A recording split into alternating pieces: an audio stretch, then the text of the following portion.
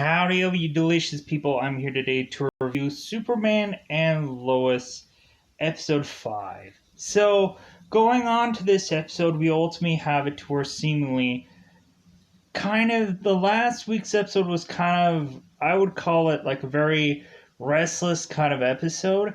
I think this episode kind of continues on the path of that, where it's like we basically aren't exactly having a fully fledged Jonathan Jordan episode, but it seems to be the only thing that's actually going on within this episode. Everything else is just kind of like, okay, here's a little thing here, here's a little thing there.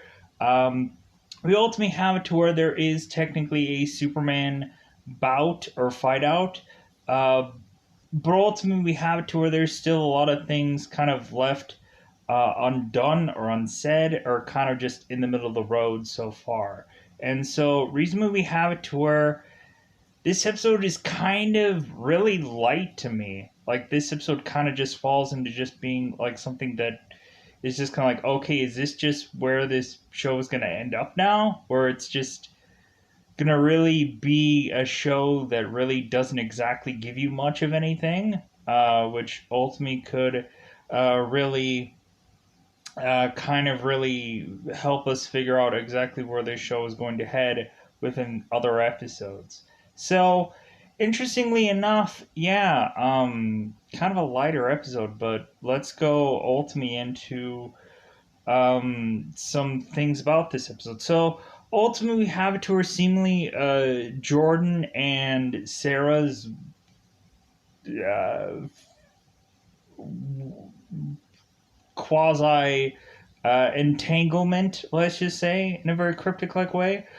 Uh, it seems that ultimately we are to get some conclusion in that. We also seem to have it to where Jonathan's life is basically 100% going down the toilet.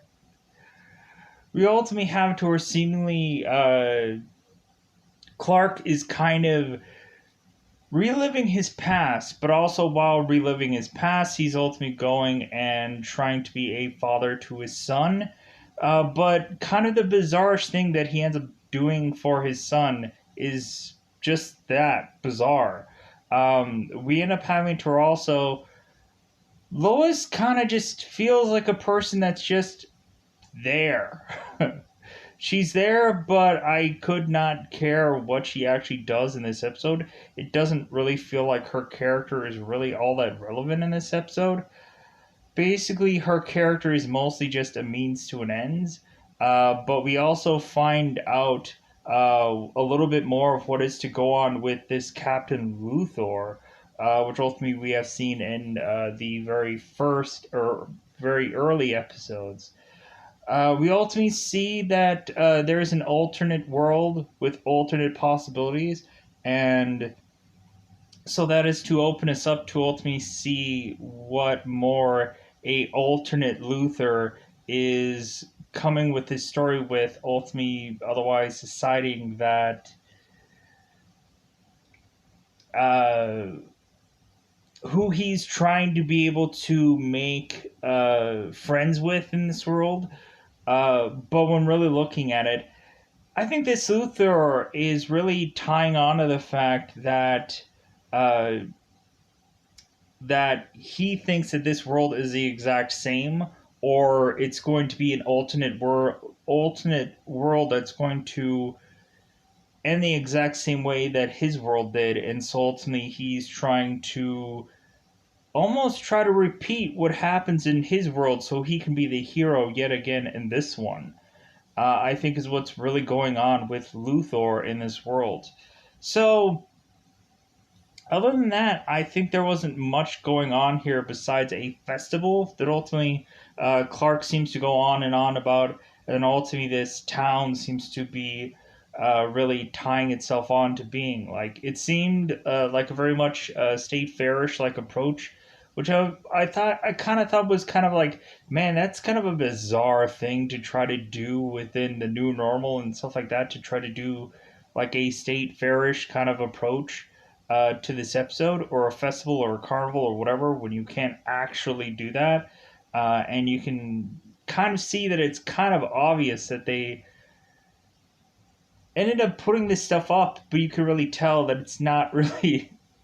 You could kind of tell they're kind of trying to do like a lesser approach to an otherwise festival or carnival or whatever. That ultimately, yeah, you could kind of tell there was some bare bones there with the whole festival part of this episode. But anyways, we also have a tiny bit of Morgan Edge being infused into this episode, but ultimately there wasn't much to really garner real interest. It seemed like everybody was kind of away, like they wanted to try to like do the fewest amount of things that they could tie into this episode, and really kind of shows.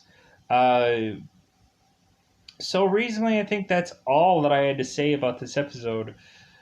Kyle Cushing ultimately seems to Lana's husband seems to have a much more legitimate story that can kind of help us maybe realizing that this character is creepy as F, quite possibly.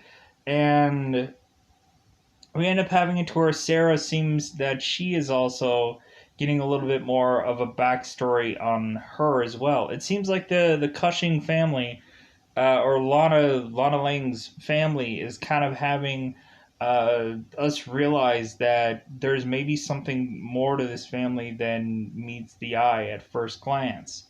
So it's kind of interesting to eventually see these characters eventually being put out there. So ultimately, let's ultimately go into spoilers about this episode.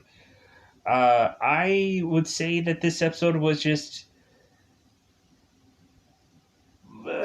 if last episode was kind of restless, I think this episode was just kind of like, come on now, like I want to I ultimately saw a action sequence that really didn't have much action in it. Really, there is a point in this episode where I was just kind of like, come on, give me something. Reasonably, I was just kind of left with a lot of like cliffhangers, or left with a lot of like misunderstood things within this episode. And I was kind of, if anything, I could almost say that I was almost disappointed when going into this episode. So, like, it kind of starting to seem like, okay, in the very pilot episode, we really got on a very big high note, but now we're starting to really settle into this show. And while we're settling in, we're starting to see like we're getting also just like going like, man, I guess we should have realized that eventually this show was going to head this way, where it was just going to start to get more and more, quite possibly boring. Is where I'm assuming eventually this show is going to get. Like Supergirl, ultimately, like they like for me, like after a certain number of episodes, it just became kind of predictable, or just became kind of just like, I don't really care about this show anymore. And I'm wondering if Superman and Lois is quite possibly going to head that way, because everybody had such high hopes of this show, and ultimately I did too. And a lot of people are like, man, I can't wait to watch another episode of Superman and Lois, because ultimately it's the best thing that CW has right now. But I'm assessing maybe if I went through and kind of re-saw any reviews of this latest episode, people may be changing their tune or not. I don't know. But let's go into spoiler time. Spoiler time. It's about that time again to spoil this episode. So really, we have it to where seemingly that Sarah is ultimately telling us in the very last episode that her family is damaged. It seems that Lana is ultimately taking pills to be able to sleep. I believe that she had mentioned that her father was a drunk. So we end up having to where Kyle ultimately is seemingly a firefighter of sorts, and so it seems that ultimately he had lost a firefighter to ultimately breathing in way too much smoke, and so it seems that we have it to where Kyle ultimately had gone out with his friends and gone drinking to come home to Lana, where ultimately Lana is ultimately saying like, "Are you seriously drunk?" And ultimately Kyle is basically throwing himself like basically at Lana. Alana told me basically say, "Hey, how about me and you go upstairs? It'll only take a minute." We ultimately end up having Sarah come home to hearing this nonsense, and ultimately she's like, "God, my life just sucks." We end up having to where Sarah talks to her father, Kyle, ultimately reminiscing about some song that ultimately he had sung to her, and ultimately Sarah wants nothing of it. So we really have it to where there's something creepy going on with Kyle that we aren't quite 100% sure what all that means yet. And eventually, I'm assessing at some point we hopefully will understand what more that means eventually somewhere down the road. Um, we have it to where Sarah ultimately is to eventually ask Jordan out to this big festival that is happening within Smallville. And so we end up having it to where reasonably uh, Jonathan ultimately tells Sarah that Jordan would be happy to have them go together because Jordan doesn't know exactly what to say because he's never been with a girl before. And so ultimately, Jonathan has to kind of do the legwork. We ultimately find out that Jonathan is to ultimately have his girl from Metropolis show up at this festival as well. But it seems convenient that all of a sudden, the day of that they are to go to the festival, we end up having it to where Jonathan ends up getting dumped by his girlfriend. Ultimately, ending up having it to where Jonathan is ultimately just like, "Ah, well, things are going awful for me in this town. Everything is not going to work out. Maybe if I just went back to Metropolis, ultimately everything would be perfectly and okay." We end up having it to where ultimately in the very beginning of this episode, because we'll have to tail back to this. So we ultimately end up having a tour in the very beginning of this episode. Clark is ultimately enamored about this festival. It's a big thing in this town, I guess. We ultimately have a tour. Clark is just going on and on and on about the festivities and all kinds of things that are to possibly go on with this festival while everybody is chucking and grabbing corn of sorts. And so we end up having a tour. Clark is just like, "Oh my god, this festival, it's the greatest thing of all time. It's amazing. Everybody, like, just, like, it's the greatest thing you've ever seen in your life." And Jonathan is like, "Dude, this is a small town. Like, highly doubt this is the greatest thing that's ever happened in our lives. Come on, are you smoking a little?" Like, we end up having to our Clark really coming back to town. Ultimately, is giving him the ability to just remember the small things if you're in Smallville, and ultimately just take and enjoy every little thing. Giving him really points in time within this episode of having to reminisce about his past. Ultimately, having him be a younger now Clark Kent, ultimately going and seemingly stopping some bank robbery when he was a younger Clark Kent, or I would say bank robbery, but that's not quite sure. That's not quite right. It's a robbery of items from a store, I think, stealing TVs and a couple other things. And so we end up having to where Clark ultimately hears somebody trying to steal from some store of sorts, and younger Clark ends up going and speeding his way to ultimately go and stop these robbers. We ultimately end up having it to where ultimately gunfire is to be ensued within here. We ultimately have it to where Clark ends up just batting the bullets away and crushing shotguns to be able to tell these guys, "Yeah, you're gonna put all that stuff back. You're gonna put all that stuff back, and you're gonna go home." Where ultimately the robbers are just like, "Okay, sure, I will do whatever you say." So we end up having it to ultimately, uh, we are to reveal here that Clark is ultimately having problems with ultimately thinking that maybe Smallville isn't quite big enough for him.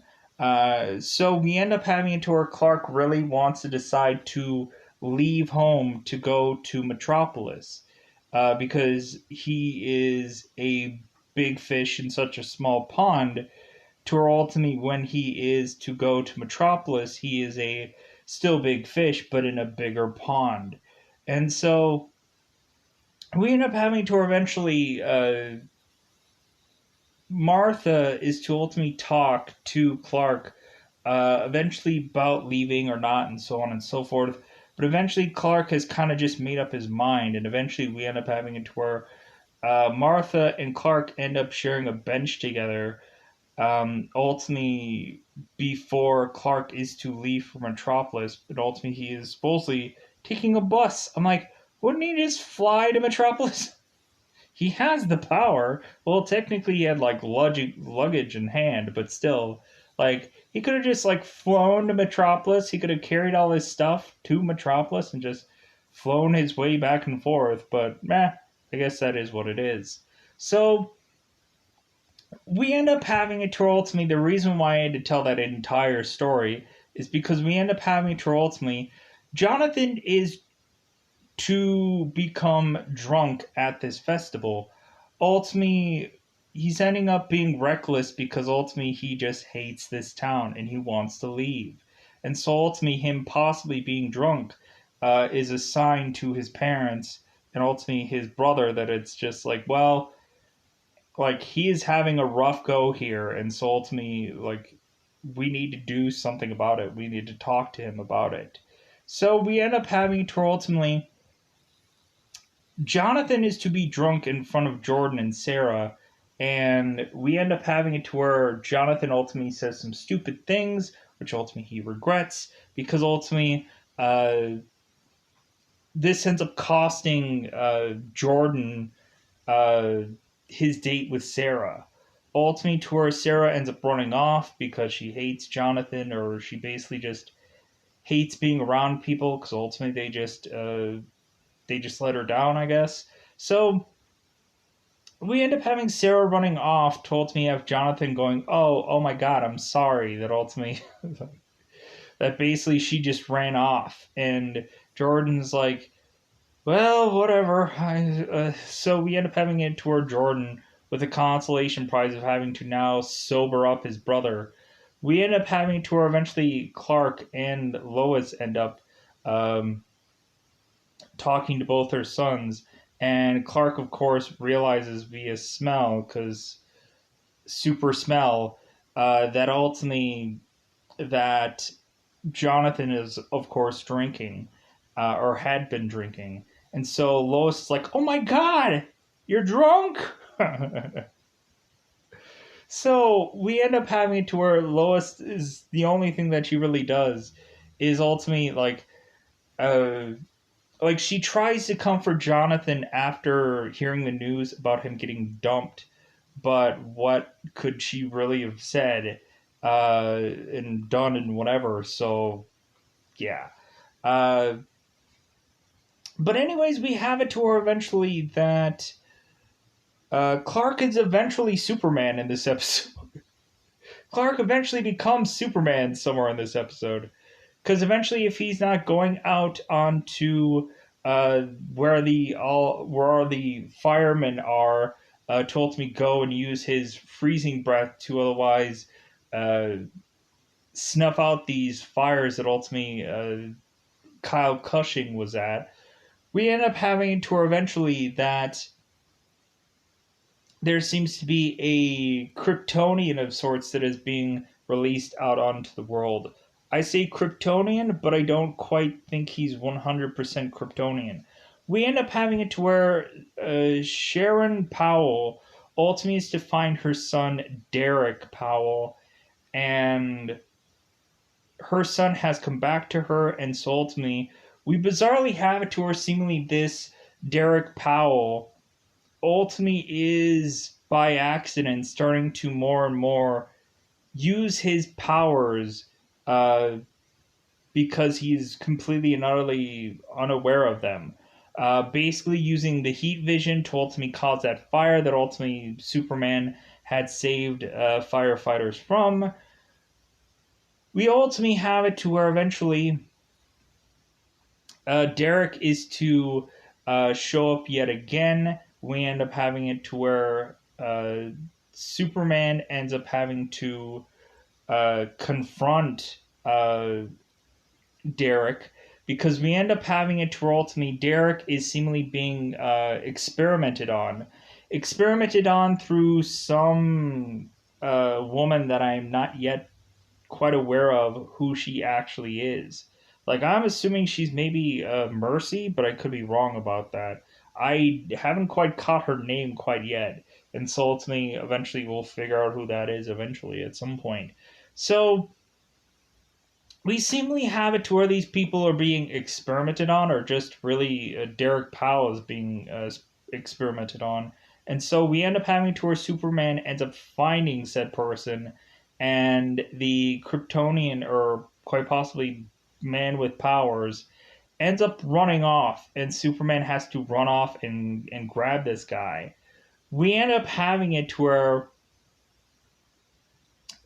Clark is to try and grab onto this guy, and while that is going on, we end up having to where one, we end up having the Lex Luthor of, or Captain Luthor, ultimately finding both these Kryptonians, and he is firing off some bizarrish bazooka of sorts that ultimately hits these people, but doesn't really do much of a lick of anything. We eventually have it to where Clark ends up going and trying to retrieve this other Derek Powell, and Derek Powell ends up taking his power and exploding his body. Basically, we end up having like an extremis kind of thing where eventually this Derek guy is to run too hot, and eventually he just explodes. So we really don't have any real concrete what the heck is whatever of any of this stuff. We end up having it to where reasonably Captain Luthor is barely in this story. We end up having it to where Captain Luthor is to try to tie himself onto Lois Lane, because ultimately Captain Luthor assumes that wherever Lois Lane is, Clark will follow, and so we end up having to where eventually Captain Luthor ultimately goes to Lois to ultimately make a deal with her, to ultimately share some portion of story that ultimately is to go on within Smallville. And we end up having to where Captain Luthor is supposedly a big fan of hers, and ultimately ends up going by a different name than actually Captain Luthor, to just be like, yeah, like, I'm so and so person, Lois Lane. So we end up finding out that bizarrely that Captain Luthor, in his mind, ultimately really wants to talk to Lois Lane, because in his world, him and Lois Lane are lovers. So yeah, I don't think that's gonna work out in your flavor, buddy. Uh, I don't think that that's gonna work out. Somebody's gonna end up dead at the end of this, and it's probably not going to be Lois and or Superman. Uh, so we end up having it to where this Captain Luthor is really trying to manipulate some people, really trying to uh, get under people's skin, to really try and like persuade them to be on his side, but not really quite working all that well. With the exclusion of the General Sam, that ultimately wasn't even in this episode. So coming back now, so we end up having it to eventually. Uh, Jordan ends up talking with Sarah, and Sarah ends up friend zone, whatever. Uh, Jordan ultimately saying like, "Yeah, I think I just really need a friend right now, aka I really think that I'm just gonna dump you," because like this first date didn't go exactly how I planned, so I'm just gonna we're just gonna be friends. And so we end up having to where Jordan is ultimately just like, well, yeah, but we can still hang out, right? And ultimately Sarah's like, well, yeah. So like there's this bizarrish kind of like, well, like we didn't get off on the best foot, so ultimately we're gonna just try to like resolve everything and then like pick this back up where ultimately like things are going to be better, I guess, between the two. We ultimately have it to where also Jordan is still a drunken mess, and so we end up having it to where Jordan. Jonathan ends up going home. Going home ultimately to have Clark ultimately tell him it's like, hey, you know what? If you want to leave, you can leave. When looking at it, if you really want to go to Metropolis, like dude, I left at one point. I left at a time, and so we end up having Clark giving Jonathan a bizarrish box, ultimately saying like, "Well, yeah, uh, like this has been passed down from generation to generation. It's a magical box that I guess whenever anybody retrieves it or receives this box, they are to leave the house. I guess bizarrely." Um, because we end up having it to where Jonathan is to supposedly uh, be thinking that he might leave Smallville to go back to Metropolis. But ultimately, Clark is ultimately telling him, hey man, how about you give Smallville a little bit longer? How about you give it a 2 week notice? Give it some time before you end up leaving forever. Maybe this town will grow on you, or maybe you'll just be girlfriendless and very otherwise just uh, more depressed and more hating this town, and you really just want to leave as quickly as humanly possible. That might be a possibility for you too, Jonathan. But, anyways, we end up having a tour at the very tail end of this episode. We end up having a tour ultimately. Jordan is to be seemingly grabbed by the villainous character the previous episode, Tag, to ultimately say, hey, what did you do to me? And ultimately, Jordan is very baffled and confused, not really understanding what he meant. Tag just repeatedly keeps saying, what did you do to me? Ultimately, Jonathan ultimately gets knocked out, and we are just to assess that ultimately Jordan and Tag are going to have this fight out within the very next episode. So I think I kind of covered everything. There might have been a loose end here or there that ultimately I didn't get to, but ultimately I kind of also rushed through this review to get it done as quickly as humanly possible. So I'm going to get out of here. Goodbye, everybody. Bye, everybody.